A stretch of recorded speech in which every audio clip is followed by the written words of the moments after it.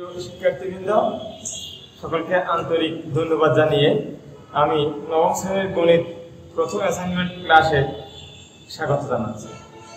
আসলে অ্যাসাইনমেন্ট তোমাদের জন্য অত্যন্ত নতুন একটা বিষয়, কিন্তু এটা কঠিন কিছু না। এটা হলো তোমাকে পাঠ্যপুস্তকে যেটুকু পড়ানো হয়েছে সেইটুকুর উপর তোমাকে কিছু কাজ দেওয়া হয়েছে। সেই কাজগুলো তুমি কিভাবে করবে, সেই কাজগুলো তুমি কি লিখবে আমি বোর্ডে লিখে দিব বা ক্লাসে বলে দেবো, তুমি এটা দেখে দেখে কপি করবে, আসলে এরকম না। এরকম না, আমি তোমাকে জাস্ট একটা ধারণা দেবো। ইতিমধ্যে তোমরা অ্যাসাইনমেন্টের কভার পেজ সম্পর্কে বা অন্যান্য বিষয়বস্তু সম্পর্কে জেনেছ। আজকে আমরা এই যে গণিতের যে সমস্যাগুলো দেওয়া আছে সেগুলো সমাধান কিভাবে করবে একটু ধারণা দেবো। এটা না যে আমি বোর্ডে করে দেবো, তোমরা এখান থেকে তুলে নিয়ে সেই সমস্যাটা সমাধান করবে। তো আমরা দেখি আমাদের প্রথমেই যে সমস্যাটা আছে 1 নম্বরে 0.6 এবং 0.9 কোণ এটা কোণ বৃত্তি বলা হচ্ছে। তো আমার এটা কোণ করার জন্য যেটা দরকার সেটা হলো আমার কোণগুলিটা কিভাবে ভাঙাতে হয়। তো আমরা জানি যে যতবার কোণগুলি কতগুলো নয়, আমি উদাহরণস্বরূপ একটা করে দিচ্ছি। যেমন এখানে এক ঘরে কোণগুলি, তার নিচে একটা 9 আর উপরে 6। এখানে 11 কোণগুলি, একটা 9 একটা 9, আর কোনো কিছু বিয়োগ হবে না, যেহেতু কোনো কোণগুণিক ছাড়া দশমিকের পরে কোনো সংখ্যা নেই। তো এখন আমরা ক্যালকুলেশন করে কাটাকাটি দিয়ে ভাগ করে আবার দশমিক নিয়ে কোণগুণিক আমরা দিয়ে দিই। যেমন আমি একটা করে দিচ্ছি, কোণগুলো তোমরা মারা দিবে। এই 9 9 কাটা 3 জায়গায় 3 গুণে 6 3 3 9, তাহলে কত হলো 3/2। এটাকে যদি আমি 3 দিয়ে 2 ভাগ করি, দশমিক দিলে 0 3 6 18 2 0 3 6 18 2 0 3 6 18, অর্থাৎ এভাবে আসতে থাকবে, কখনো শেষ হবে না। তার মানে 0.666 dot dot dot dot dot. তো আমি দেখে লিখতে পারি 0.6। তাহলে আমরা একটা সমস্যা কিভাবে সমাধান করতে সেটা দেখালাম, আর বাকিগুলো সম্পর্কে আমরা মুখে বলে যাবো বা ধারণা দিয়ে যাব। আর যেটা তোমাদের জন্য জটিল সেটা একটু আলোচনা করব। আমাদের 2 নম্বর সমস্যা আছে 32 সমস্ত 37 ভাগের 21 আবৃত দশমিকে প্রকাশিত মান। আমাদের 32, তো আমরা যেটা 2 নম্বরে আছে 32 সমস্ত 32 into 1/37। আমি আবার বলছি যে যেমন 32 ওটা আসছে লিখে। এখন 21 কে আমরা 37 দিয়ে ভাগ করে এর উপরে ভাগ করে যে সংখ্যা কোণগুণিক পড়ে আমরা সেটা লিখে দিই। তাহলে এখানে আমরা ভাগ করলে একটা রেজাল্ট পাবো, সেটা এখানে চলে আসবে। তারপর সেটা কোণগুণিকে যেটা পড়ে আমরা সেটাই লিখি। 3 এ আসো, n = 2p - 3 p epsilon n এবং n স্কয়ারকে 4 দ্বারা ভাগ করলে ভাগশেষ কত হবে। এটাও আমি একটু ধারণা দিচ্ছি, আমি কিন্তু তোমাদেরকে কোনো অঙ্কই করে দেবো না, করে দিলে তো আর এটা তোমার অ্যাসাইনমেন্ট হবে না। তো এইটা একটু আমি ধারণা দিই তোমাদেরকে। তোমরা একটু দেখো, দেওয়া আছে n = 2p - 3।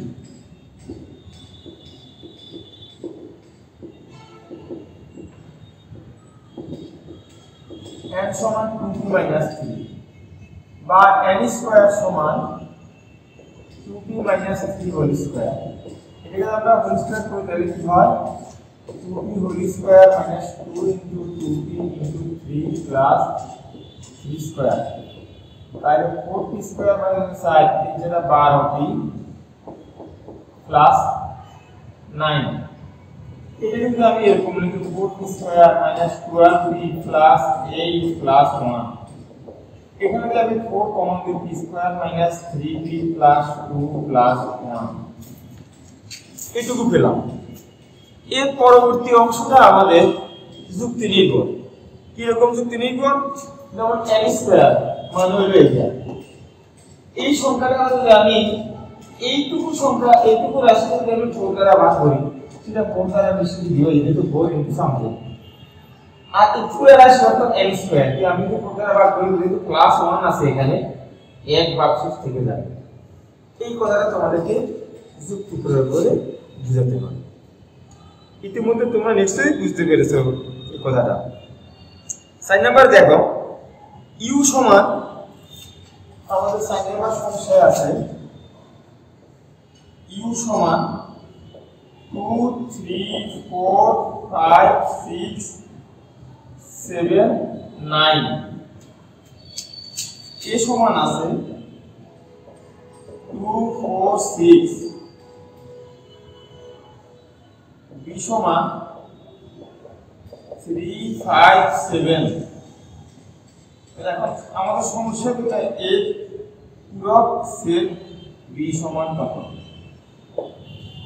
তো আমি আবার তোমাকে করে দেব না তোমরা এগুলা করেছো তোমরা পারবে দেখো একটু এখানে u মানে সার্বিক সেট আমার a সেটের মান আছে 2 4 6 তাহলে আমার a প্রাইমের মানটা আমি কিভাবে বের করব a প্রাইম মান হলো u মাইনাস a 2 3 4 5 6 7 9 থেকে 2 6 বাদ দিয়ে থাকে কি 3 5 7 9 এটা আমরা a প্রাইমের মান পেলাম এটার সাথে আমি দিকে সেট করে 3 5 7 এখানেও a প্রাইম আসবে তখন আমরা রেজাল্ট পেয়ে যাব 3 5 7 ইচ্ছে করে তোমাদের জন্য করে দিলাম না কারণ আমি করে দিলাম তখন বুক করে দিতে অ্যাসাইনমেন্ট হলো না তোমাকে করতেও আমি জাস্ট একটু ধারণা দিচ্ছি এরপর আমাদের একটা সৃজনশীল প্রশ্ন রয়েছে fx = x³ + ax² - 4x - 12 এবং g এর সমান 1 + a³ + a⁴ দুটি ফাংশন এখন কতে আছে x epsilon n যেন x² > 3 এবং x³ <=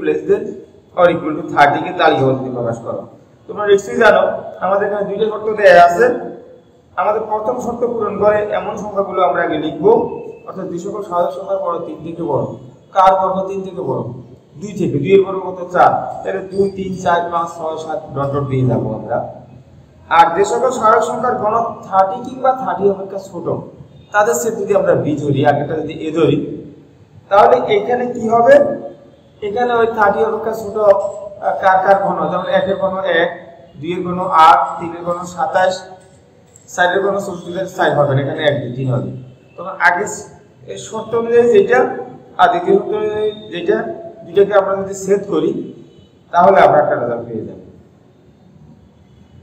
আর হতে f - 2 হলে দেখাও যে রূপটি একটি অমূলত সংখ্যা এখানে আমরা f - 2 অর্থাৎ প্রথমে যে fx = x³ + ax² - 4x - 12 আছে এখানে আমরা f - 2 এর মান 0 বসিয়ে আমরা k এর একটা মান পাবো সেই মানটা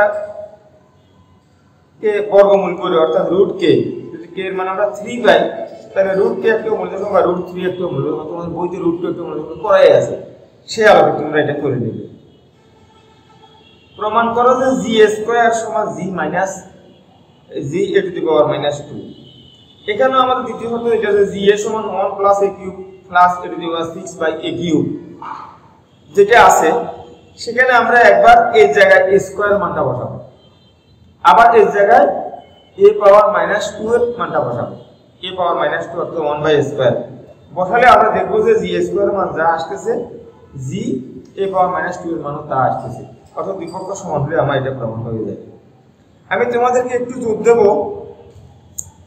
আমাদের সৃজনশীল প্রশ্ন 2 এবং 3 এর উপর এগুলো আমি একটু একে তোমাদেরকে ব্যাখ্যা করব এখানে অনিয়মিত আকৃতি বহুভুজ রয়েছে যেহেতু ক্লাস 9 এ তোমরা শুরুতেই পরিমিতি খুব একটা করতে পারো না তাই আমি এখানে তোমাদেরকে একটু অনিয়মিত আকৃতি বহুভুজ নির্ণয়টা রেজাল্টটা কিভাবে নির্ণয় করবে সে সম্পর্কে একটু ধারণা দেব তো আমরা আসি সৃজনশীল প্রশ্ন 2 1 নাম্বার আমার বিশ্বাস তোমরা করতে পারবে তো এই জন্য এটা আর আমি করলাম না তো আমরা 3 এ আসি তো সৃজনশীল প্রশ্ন 2 এ আসি আমরা সৃজনশীল প্রশ্ন 2 নম্বরে দেখি যে আমরা কিভাবে এটা এই অ্যাসাইনমেন্টের সমাধান করব জাস্ট আমি তোমাদের ধারণা দেব ক্যালকুলেশনটা কিন্তু তোমাদের কি করতে হবে ক্যালকুলেশনটা আমি করব না বা রেজাল্ট কি হবে সেটাও আমি বলবো না আমরা এখানে একটা অনিয়মিত একটি বহুভুজের আনুপাতিক সূত্র দেখতেছি আনুপাতিক চিত্র বলতে আমি বুঝাতে চাচ্ছি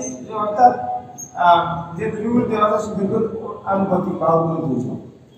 আমরা এখানে দেখতেছি একটা বহুভুজ A B C D E F. এই বহুভুজটা যেটা দেওয়া আছে এখানে এ বি এর মান 15 সেমি, এ এর মান 12 সেমি, এর আনুপাতিক বসিয়ে দিলে এটা 15 হলে এটা 12 15 সময় হবে, এটা 15 সেমি মতো বড়, আর এটা 5 যার কাছে এটা 15 থেকে বড়, এরকমটাতে না হয়, তাই আনুপাতিক চিত্র হবে। এটা 7, এটা 15 হলে আনুপাতিক হবে এটা 7, ডি 5, আবার ডি আর এফ সমান বলা হয়েছে।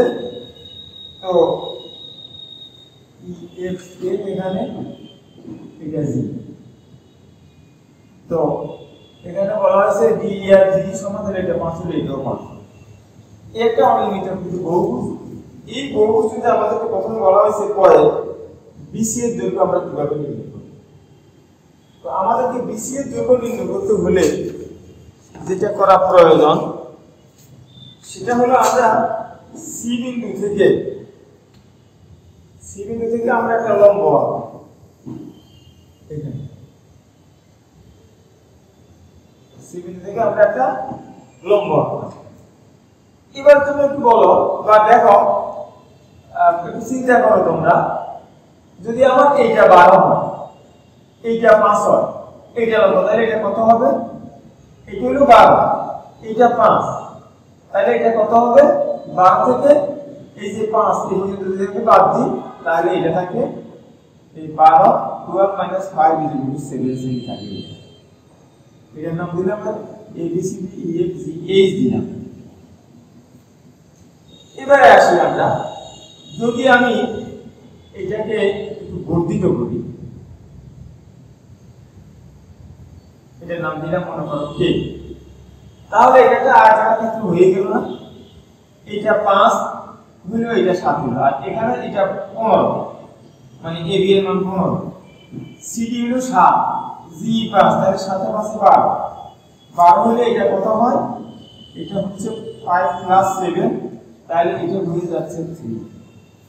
এখন আমাদের সমকোণ ত্রিভুজ বিসিএস এ আমি যদি পিথাগোরাস সূত্র প্রয়োগ করি, BC² = CAB² CS² + BS², আমি খুব সহজে BC এর মানটা পেয়ে যাই। নিশ্চয়ই তোমরা ব্যাপারটা বুঝতে পেরেছো এবং এটা নিয়ে বুঝতে পারবে। এটা আমি তোমাদের করে দিচ্ছি, তোমরা বুঝতে পারবে। এবার আমরা ক্ষতে আসি। ক্ষতে বলা আছে EFG অর্ধবৃত্তের পরিধি কত?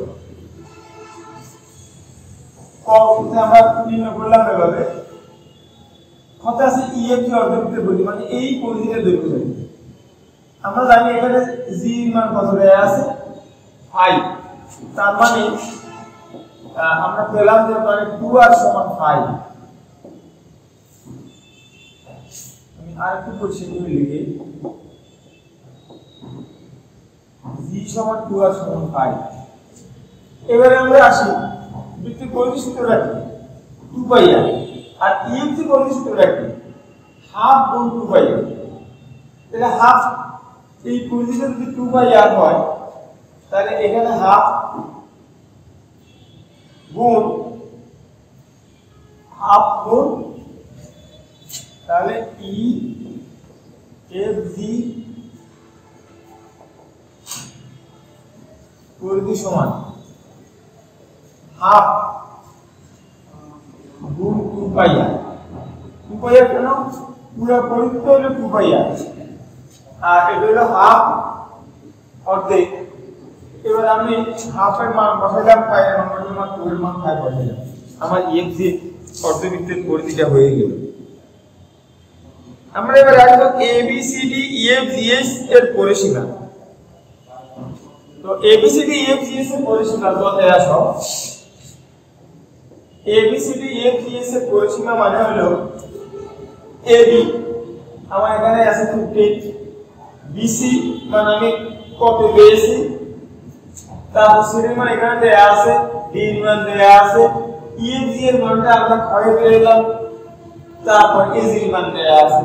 তো আমি পুরোটা এই ব্যাটা যদি আমি যোগ করি তাহলে আমরা খুব সহজেই ABCD EFGH এর পরিসীমা নির্ণয় করতে পারি। এবার আসো ABCD EFGH এর ক্ষেত্রফল নির্ণয় কিভাবে করব। ABCD EFGH এর ক্ষেত্রফল নির্ণয় আমরা আমার সুবিধা মতো কতগুলো সুষম মানে কতগুলো ক্ষেত্রে আমি ভাগ করে নিই। যেমন আমি যদি বলি এখানে আমি এই BCS এই ক্ষেত্রের ক্ষেত্রফল নিই, আমি যদি AKCH এই আয়তক্ষেত্রের ক্ষেত্রফল নিতে পারি, যেমন 12 আর সাথে গুণ করলে হয়ে যাচ্ছে। তারপর আমি যদি এই বর্গাকার ক্ষেত্র এটা 5 এটা 5 এটা 5 এটা 5 এই ক্ষেত্রের ক্ষেত্রফল নির্ণয় করি। আর এখানে বৃত্তের ক্ষেত্রফল হচ্ছে অর্ধেক, EF এর অর্ধেকটা আমার এই GKD বর্গের মধ্যেই আছে, বাকি অর্ধেক বাইরে আছে। তাহলে আমি যদি এই অর্ধবৃত্তের ক্ষেত্রফল, এই বর্গাকৃতি অংশের ক্ষেত্রফল, এই আয়তাকার অংশের ক্ষেত্রফল, এই ত্রিভুজাকৃতি অংশের ক্ষেত্রফল নির্ণয় করি, তারপর এগুলি সবগুলো যোগ করলেই আমরা খুব সহজেই আমি ABCDEFG এই যে অনিয়মিত আকৃতির বহুভুজ এটার ক্ষেত্রফল আমি পেয়ে যাই। এখন কি এটি কি একমাত্র উপায় না, আরো অনেক উপায় নিয়ে ব্যবহার যায়। যেমন আমি ABCK এটা একটা ট্রাপিজিয়াম ক্ষেত্রফল, এই ট্রাপিজিয়াম ক্ষেত্রফল নির্ণয় করিও পারি। এই ট্রাপিজিয়াম ক্ষেত্রফল বর্গাকার ক্ষেত্রফল আর অর্ধবৃত্তের ক্ষেত্রফল, অর্থাৎ আমি আমার সুবিধা মতো কতগুলো ক্ষেত্রে আমরা ভাগ করে নেব। এই ক্ষেত্রে ভাগ করে নিয়ে যাওয়ার পরে আমি খুব সহজেই এই অনিয়মিত আকৃতির বহুভুজের ক্ষেত্রফলটা নির্ণয় করতে পারি। এবার আমরা সেকশন 3 আসতেছি। আমাদের 3 নাম্বার সৃজনশীল প্রশ্ন রয়েছে। আগেরটা ছিল অনিয়মিত আকৃতির বহুভুজ, এটা একটা সুষম বহুভুজ। আজকে আমরা চিত্রে দেখতেছি PQRSTUVW একটা সুষম বহুভুজ, যেটা অষ্টভুজ একটা ত্রিভুজ ক্ষেত্র।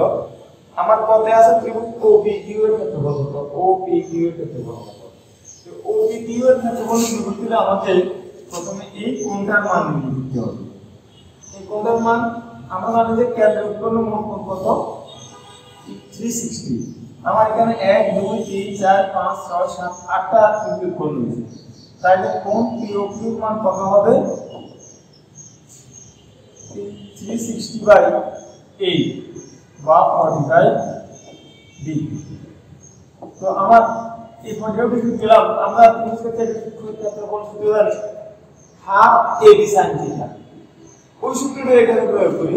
তাহলে ত্রিভুজ POQ এর ক্ষেত্রফল সূত্রটা কি হবে, হাফ এখানে AB বলতে এখানে OP ইনটু OQ, OP যদি 4 হয় তাহলে OQ কত হবে, 4 হবে। তাহলে আমার ত্রিভুজ POQ এর ক্ষেত্রফল কি হবে, এই ক্ষেত্রফল ত্রিভুজ POQ এর ক্ষেত্রফলের সূত্রটা আমরা লিখব, যে আমি কিন্তু তোমাদের লিখে দিচ্ছি না, জাস্ট শুধু বলতেছি যে হাফ AB sin থিটার আলোকে কি লিখব, হাফ এখানে A মানে কি 4, B মানে কি আরেকটা 4 ইনটু 4 আর sin থিটা বলতে sin 45। এরপর যদি ক্যালকুলেশন করে নেবে যা হলো তা। খ সুষম বহুভুজের ক্ষেত্রফল নির্ণয় করো। এখানে এই বহুভুজটিতে সুষম বহুভুজটিতে কয়টা, 8টা সমান ক্ষেত্রফল বিশিষ্ট ত্রিভুজ ক্ষেত্রফল আমরা পেলাম, ত্রিভুজ ক্ষেত্র পেলাম। এখানে একটা ত্রিভুজের ক্ষেত্রফল যদি আমি পাই, এখানে POQ এর ক্ষেত্রফলটা পাই, তো সেটাকে আমি কি করব, 8 দিয়ে গুণ করে দেব। অর্থাৎ একটা ত্রিভুজের ক্ষেত্রফল যা এই সুষম বহুভুজের ক্ষেত্রফল হলো এর 8 গুণ, 1 2 3 4 5 6 7 8 8 দিয়ে গুণ করে দিলে তো আমার কয়টুকু কাজ হয় তার চেয়ে কম। এবার আমরা গয়ে আসি। গয়ে যেটা দেয়া আছে অনিয়মিত আকৃতি ও সুষম বহুভুজের মধ্যে কোনটি ক্ষেত্রফল নির্ণয় সহজতর বলে তুমি মনে করো। এখানে দুইটা ক্ষেত্র দেয়া আছে, একটা হলো অনিয়মিত আকৃতির বহুভুজ, একটা হলো সুষম বহুভুজ। বলা হচ্ছে যে কোনটির ক্ষেত্রফল নির্ণয় তোমার জন্য সহজতর। এখন সেক্ষেত্রে তুমি কেউ বলতে পারো যে আমার জন্য অনিয়মিত আকৃতির বহুভুজ নির্ণয়ের ক্ষেত্রফল সহজ, আবার কেউ বলতে পারো আমার পক্ষে সুষম বহুভুজ ক্ষেত্রফল নির্ণয় এটা নির্ণয়ের ক্ষেত্রফল নির্ণয় করা সহজ। তো তুমি যেটাই বলো সেটার পিছনে তোমার লজিক থাকতে হবে, যুক্তি দিতে হবে। যেমন অনিয়মিত আকৃতির বহুভুজের ক্ষেত্রফল নির্ণয়ের জন্য কোনো নির্ধারিত কোনো সূত্র নেই, সেক্ষেত্রে আমাদের কি করতে হয়, আমাদের সুবিধা মতো কতগুলো ক্ষেত্রে বিভক্ত করে নিতে হয়। এরপরে এগুলোর আলাদা আলাদা ক্ষেত্রফল নির্ণয় করে আমরা সেগুলো যোগ করে ওইটার ক্ষেত্রফল নির্ণয় করতে পারি। অপরদিকে সুষম বহুপদীর ক্ষেত্রফল নির্ণয়ের জন্য আমার বইতে নির্দিষ্ট সূত্র রয়েছে পাঠ্যপুস্তকে। ওই সূত্রটা যদি আমার জানা থাকে আমি খুব সহজে 2-3 লাইনেই অঙ্কটা সমাধান করতে পারি। তাহলে সেক্ষেত্রে আমি কি বলবো, আমার যত সুষম আকৃতির বহুপদীর ক্ষেত্রফল নির্ণয় এটা সহজতর বলে মনে হয়, যেহেতু সেখানে অনেকগুলো ক্ষেত্রে বিভক্ত করতে হয়। আবার তুমি যদি অনিয়মিত আকৃতির বহুপদীর ক্ষেত্রফল নির্ণয়ের কাজে জোগাড় করো, যে তোমার সুবিধা মতো ত্রিভুজ, চতুর্ভুজ, আয়ত, বর্গ, বৃত্তের ক্ষেত্রফল নির্ণয়ের সূত্রগুলো তোমার জানা আছে, মনে করো অষ্টভুজ নির্ণয়ের ক্ষেত্রফল তোমার জানা আছে, সেক্ষেত্রে তোমার জন্য এটা কঠিন হবে, কারণ তুমি তো এই সূত্র জানো, তুমি অঙ্কটা সমাধান করবে কিভাবে। তো এই জন্য এই অঙ্কের কোনো নির্দিষ্ট উত্তর নেই, তুমি যেটাকে সহজতর মনে করো তুমি সেটার পক্ষে যুক্তি দেবে। তাহলে এই হচ্ছে আমাদের গণিতের প্রথম অ্যাসাইনমেন্টের সমাধানগুলো, সমাধান মানে কিভাবে করবো সেই প্রসেসগুলো আমি একটু বললাম। কাজগুলো তোমাকে তো কি করতে হবে, আমি তো এখানে করে দিয়ে পারতে বলে তুমি দেখে দেখে তুলে নিতে, তুলে এনে জমা দিতে একটা অ্যাসাইনমেন্ট হলো না। তাই আমরা তোমাদেরকে যেহেতু প্রথম অ্যাসাইনমেন্ট এই জন্য একটু হিন্টস দেওয়ার চেষ্টা করেছি, আর পরবর্তীগুলোতে আমরা হিন্টসও দেবো না, তোমাদের কি সমাধান করতে হবে। তো সকলকে ধন্যবাদ, এবং যথাযথ প্রস্তুতি নিবে, প্রস্তুতি নিলে দেখবে যে এটা একেবারেই সহজ, অ্যাসাইনমেন্ট কঠিন কিছু না। আবার ধন্যবাদ জানিয়ে আমার ক্লাস এখানে শেষ।